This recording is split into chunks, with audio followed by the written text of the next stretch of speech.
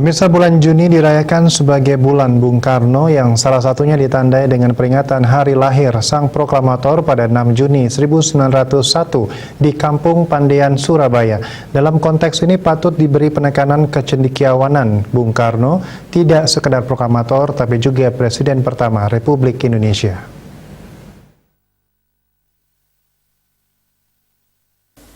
Dosen Hotel and Tourism Business, Idewa Gede Satrio menyampaikan, salah satu produk kejernihan pemikiran Bung Karno adalah rumusan Pancasila, sebuah sintesa atas pertanyaan-pertanyaan kebangsaan yang menjadi pondasi bangsa ini. Pancasila merupakan temuan ilmiah yang aplikatif dan mendalam. Kalaman ini tidak terlepas dari pemikir, penemu, dan perumusnya. Sebagai seorang cendekiawan, maka kenegarawanan Bung Karno mengatasi aneka kepentingan terbatas dan mengarahkan sepenuhnya demi kejayaan bangsa, kemanusiaan yang universal, dan keadilan di antara bangsa-bangsa di dunia. Spirit inilah yang patut digemakan saat ini di tengah kedangkalan peran cerdik pandai, kepentingan terbatas ilmu pengetahuan, dan akhirnya kejahatan yang sepatutnya tidak layak dilakukan kalangan cerdik pandai.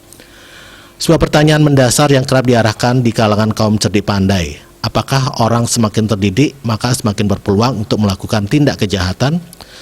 Oleh karena dengan bekal latar belakang pendidikannya itu, mereka mendapatkan akses peluang pekerjaan atau jabatan pada area penting serta bergengsi di masyarakat.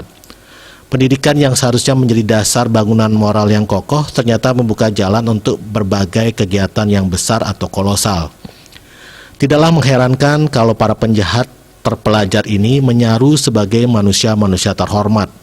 Para penjahat korporasi sebagai manusia-manusia yang tidak peka moralnya, berdasar muka memperlihatkan kepada masyarakat bahwa mereka adalah orang-orang yang berhati sosial, patuh pada agama, dan di rumah memperlihatkan diri sebagai seorang ayah yang patut dicontoh. Tetapi di belakang itu semua, para pemimpin korporasi ini sebetulnya adalah manusia-manusia yang tidak bermoral, yang pada waktunya tidak segan untuk menyuap para birokrat dalam pemerintahan dan menghindari pajak. Ketika kebodohan, keterbelakangan, dan kemiskinan mampu diatasi dengan analisa ilmu sampai pada strukturalisasi politisnya di tangan para pengambil keputusan politis untuk penjahteraan rakyat banyak, maka di sanalah cendekiawan transformatif sah disebut cendekiawan. Mengenang hari lahir Bung Karno dan merayakan bulan Juni sebagai bulan Bung Karno tidak sekadar perayaan tanpa makna. Sebagaimana ungkapan para pemuka masyarakat, jangan mewarisi abunya, tetapi warisilah api atau semangat para pendiri republik ini. Maka mari meneladani kecendekiawanan Bung Karno yang telah teruji dalam sikap kenegarawanan semasa hidupnya. Bali Post melaporkan.